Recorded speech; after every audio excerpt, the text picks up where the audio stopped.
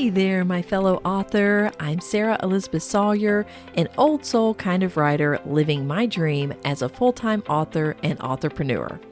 But I didn't start out living a confident, creative lifestyle.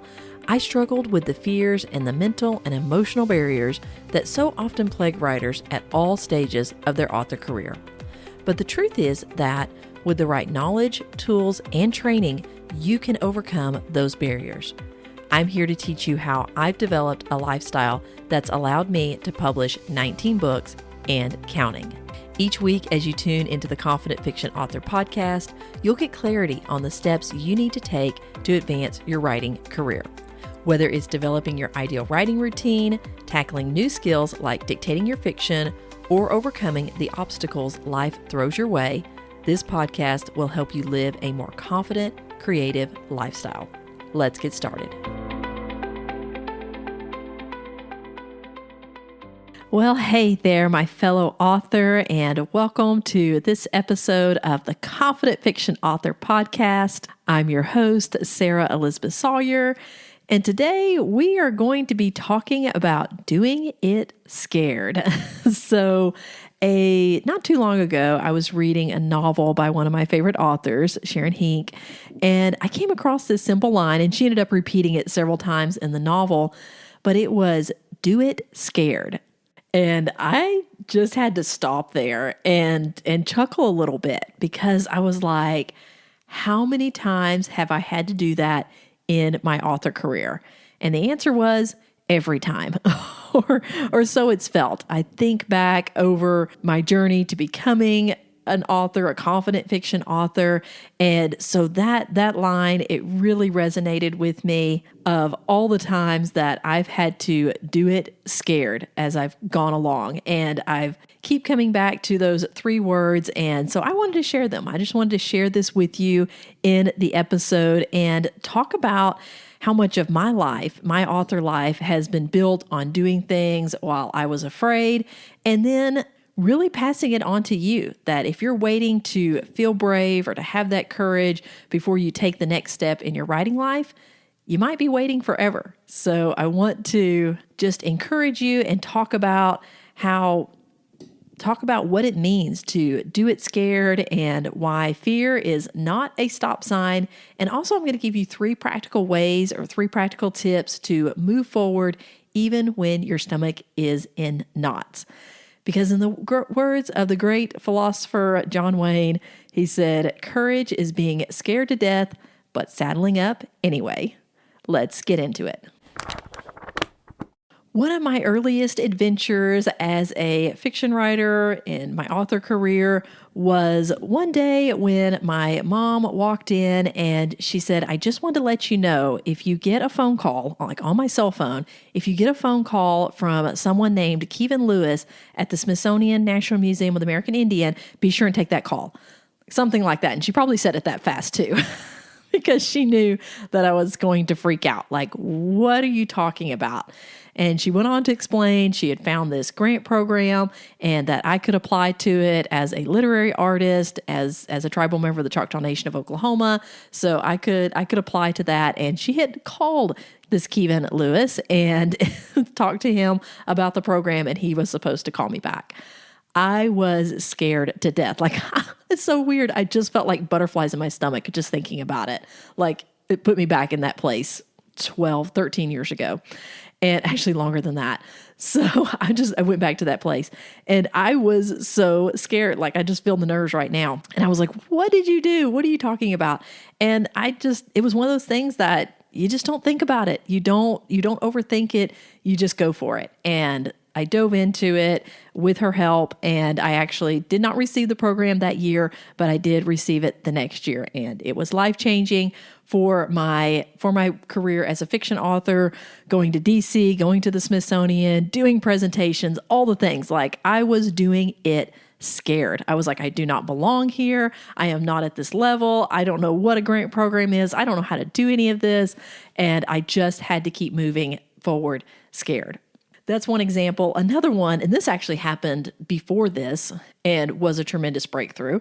My mother, once again, you will find that I mention her a lot when I talk about doing it scared because she's pretty fearless when she's putting me out there. So one of the things is we have our annual Labor Day festival at our Capitol grounds, the Choctaw Nation of Oklahoma, up in Tushkahoma, Oklahoma. So we were up there at that festival, and the chief used to give like this State of the Nation address on Monday morning, and we would always be there. And then afterwards, it was pretty casual. I mean, it's like a stage, raised stage. They do big music concerts there and all. So some people will kind of go, creep around, go up on the stage and just kind of talk to the council member and the chief. And then lots of staff and employees are all around. So my mom, she grabs me and she's like, let's go up and meet the chief. And it was Chief Pyle at that time, Chief Gregory Pyle. And I was like scared. And I was even more scared when we get there and she's like pushing me forward and she's like, I want you to meet my daughter. She's an author and she's written some Choctaw stories and all. And he starts motioning over who I learned later was the editor of our tribal newspaper, Lisa Reed. And she went on to publish my first actual written paid piece of content. They published one of my Choctaw stories in our tribal newspaper, the Biskinik. And that was scary. And I just had to do it scared from that moment of meeting him all the way through actually submitting that piece for publication. Every single book that I have had the privilege of hitting publish on with my own books, I've published 19 books now, all of those, doing it scared, going through the whole process, writing books, scary, sit down to write fiction and have these story worlds in your hands. And for me, having all of our history and our culture and all of the responsibility that comes with that, always doing it scared. In 2018, I had a fellow Choctaw who was going to be traveling to France, and we had just made connection over the Choctaw Code Talkers of World War I stories. I wrote the novel for that. So in the process of writing that novel, she invites me to go with her to this speaking engagement and for us to do some research in France. And I was like, that sounds wonderful. I'd love to go. But of course, there's no way I could go to France. I've never been out of the country. So I'm just a country girl. And it was actually my brother who encouraged me, my brother Doug, who was like, just do a fundraiser and get the tribe to support you and all of that. You should go. Like, don't pass up this opportunity. And I was scared. I was so scared to travel to another country virtually, by myself. But I did get to go with my Choctaw artist friend. Neither of us spoke French, though. I was hoping her French was a little bit more there. But we had a phenomenal experience. And I got to go to the battlefields where the Choctaw Code Talkers actually did their code talking. And it just added so much to my research and to the book, Doing It Scared. Starting this podcast, and gonna be honest, just about every episode that I record, I'm doing it scared. Like I have to kind of build myself up to it and really talk myself into actually putting my voice here with the microphone and passing on what I hope really good nuggets of wisdom and information and tips for you that really help you become and grow into being a confident fiction author. But to actually record these episodes, I am doing it scared. So starting the podcast in the very beginning and getting it underway, it took several takes and retakes to even record that first episode. Doing it scared. I want to emphasize, I am not fearless, and I never felt I was ready for any of those things. I did not have total confidence. I just did it anyway. And I really don't think I've done anything meaningful in my life without that layer of fear wrapped around it. But I want you to think about fear this way. Fear often means that the stakes matter. Like what it is that you're wanting to do or this opportunity that has been put in front of you, it's high stakes. Like it really matters. And fear, it also shows that you care, like you genuinely care about your story worlds and your readers and what it is that you're doing. Or if you're getting up and doing a presentation at a library, like it's terrifying, but that is just a sign that you deeply care about what it is that you're doing. The other thing about fear is that it is often present right before you experience growth. So if you have that fear, just know that growth is coming, and as you push through that fear, as you do it scared, as you saddle up anyway, you will experience growth. So, how do we actually do it scared without spiraling into paralysis and just freezing up and not doing it at all? I have 3 practical tips here for you to do it scared. Tip number 1 is don't overthink it. If you ever watched the old Disney film, the old one with Fess Parker portraying Davy Crockett, one of the sayings in there was his motto, one of his life motto was, make sure you're right and then go ahead.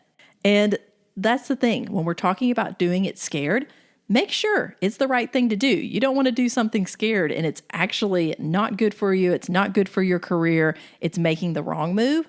But once you have made sure it's the right thing to do, then go ahead and stop rehearsing disaster. Stop thinking about every contingency plan for every possible outcome, and you're trying to manage a crisis that's not even there yet. You're imagining all the things that could go wrong, and all of those things is just self-sabotage. It will make sure that you never actually do the thing, and that is overthinking it. Overthinking it amplifies that fear that we talked about. It will just amplify it and cause you to get stuck in that analysis paralysis. And instead, you want to just take action, because taking action is going to shrink that fear, and you are still doing it scared, but you're doing it. So just remember to think about it. Check the alignment with where you're at in your writing career and decide, is this wise? Is this a good decision? Is this aligned with my calling and my values and my long-term goals and direction for my author career? And if that answer is yes, move before your brain builds a courtroom case against you with fear. Because honestly, if you think about something long enough, you can talk yourself out of almost anything. Because one thing I have found to be true, we decide, for the most part, we decide what we want on an emotional level, and then we logically reason our way back from that. So if we make a decision based on fear, we will logically reason back all the reasons why we should not do that thing. And we will absolutely talk ourselves out of anything. That could be querying your favorite agent or a whole list of agents that you would love to have represent you. It may be launching a book for the first time or for the 150th time. If you're doing some freelance writing to help support your career, or maybe designing book covers and all, it might be a matter of raising your prices and you're having that fear around that. Or speaking publicly, like I talked about, going to a library. And I still, when I think about speaking publicly to an audience, I get butterflies in my stomach. And I loved what one of my fellow Toastmasters said. He said, you will always have butterflies in your stomach. It's just a matter of getting them to fly in formation. So if you feel those butterflies and it feels like fear, just remember, get them to fly in formation and then simply take action and don't overthink it. Tip number 2 for you. This is one of my personal favorites, and that is to laugh. Yes, when you are doing it scared or thinking about doing it scared and you're stepping up to the plate, you're stepping up to the microphone or to the keyboard and you're getting ready to do the thing, laugh. That is what I do before most every presentation, even before I record podcast episodes or when I'm doing a podcast interview, or if I am just feeling really tense over submitting a piece of writing, I will just stop and just laugh, like literally count to 10, 7 or 10 seconds of just intentional laughing. And what that does, one, it just boosts your mood. Like it just puts a smile on your face. You get to feeling a little silly, maybe a little giddy. And when I'm talking about this, I'm typically by myself when I do this. So it feels silly, but it's perfectly fine because no one's around to see me. So before I go live on a presentation, before I hit record, before I get into whatever it is, or I'm going on stage, like literally sometimes I'll go in the bathrooms beforehand and just laugh and just get that going to relax me and to boost my mood, give me that energy. But what it also does is it interrupts the fear spiral. So if you feel yourself spiraling down, even if it's just you and you're sitting there getting ready to hit submit on a manuscript or on a query letter, and you're just feeling that anxiety and that fear building, and you don't know how you can push through and actually hit send, just stop yourself and just laugh. Like don't even look at the screen. Don't think about what it is that you're doing, and just spend that 10 seconds of intentional laughter. It has been a game changer for me so many times when I was just in despair, just feeling that fear and being like, I cannot go any further. I cannot do this. So sometimes it's that courage is not, this deep philosophical shift. Sometimes it's just changing the state of your body and the state of your mood. So before you hit record on, maybe you're doing a YouTube video or you're recording a podcast or you're about to go on for an interview, laugh. Do it before you go into a meeting. Say you are having that meeting, maybe a virtual meeting with your agent, and maybe things are going to be tense, or you are going to be having to have a discussion that you're like, I don't know about this. Like laugh, like loosen up and do that. Do that before you push publish with your book. If you're indie publishing and you're getting ready to hit publish and those nerves are just twisting you up, just laugh. Give yourself that 10 seconds, even if it feels ridiculous. It's so worth it. Tip number 3 on doing it scared is get a buddy. So doing it scared does not mean doing it alone. As you heard me tell that story about the NMAI, the Smithsonian National Museum of the American Indian, and meeting our chief, and so many other adventures, my mother was at my side. It's so many of those adventures. She was the one not only pushing me out there to do it scared, but letting me borrow her courage and her confidence. Like, she has so much confidence in me, and I get to borrow that. I get to borrow that and use that as courage as I'm going through these times of doing it scared. And like when I went to France, I went with someone. It was that opportunity for us to buddy up and get to do it together so that neither of us is trying to navigate that alone. And I really think in the writing world, having an author buddy who understands the world of writing that you're in, so valuable, so valuable. Community really lowers the fear aspect. Like, we can get so in our heads, especially for writers, and we're sitting there with our computers and we're creating these worlds, we're trying to do marketing, all of these things, and we're just really getting in our heads and the fear is building. And then think about it. When you go to a writing conference or you get into your virtual writing critique group or something, and you realize everyone else is sharing that, but hopefully they're also sharing lots of encouragement and they're just letting you share what you're struggling with. And overall, that fear just starts to dissipate and the courage and the inspiration increases. And that accountability can reduce the hesitation and really motivate you to do it scared, because you have let your writing buddies know, you've let your community know, you've let your readers know that you're doing this thing. And that accountability really helps you eliminate those issues that we talked about of overthinking it and really trying to talk yourself out of it. And so that is your third tip, is get a buddy so that you're not doing it scared alone. I want you to remember that fear isn't the enemy. And just think about this. What if fear isn't the proof that you shouldn't do something? What if it's the proof that you're stepping into something meaningful? Like I said, fear can be an indication that you really care about this project and it's really something you were meant to do, and maybe you're just scared of messing it up. And I know I have felt that so many times. Every book has felt risky. I have wondered, am I going to mess this up? Are family members that I'm including their ancestors in this story, are they going to get mad at me? Will this just be a total flop? Did I get it wrong? And every adventure has just felt so uncertain when I've started off on it. I will say that for the most part, the life that I've had now was built on 1, a lot of prayer, and 2, stacking on scared decisions. And honestly, in those really scary moments, it's also my faith and prayers that let me do it scared. So wrapping up here, I want to say that you may never feel completely ready. You may never feel fully confident, and you may never feel fearless. But I want you to know You do not need fear to disappear. You don't need full confidence. You don't need perfect conditions. You just need to move forward. So this is what I would love for you to do after listening to this episode is I want you to identify and pick one thing that you've been hesitating on. It's something that matters, and it's something that scares you just enough that you're going to have to do it scared. And then you don't have to do the whole thing. Just take one small step toward it this week. And remember, you don't have to be fearless to be brave. You just need to saddle up anyway. That's all for this week's episode, my friend. I'll see you in the next one of the Confident Fiction Author podcast. Take care.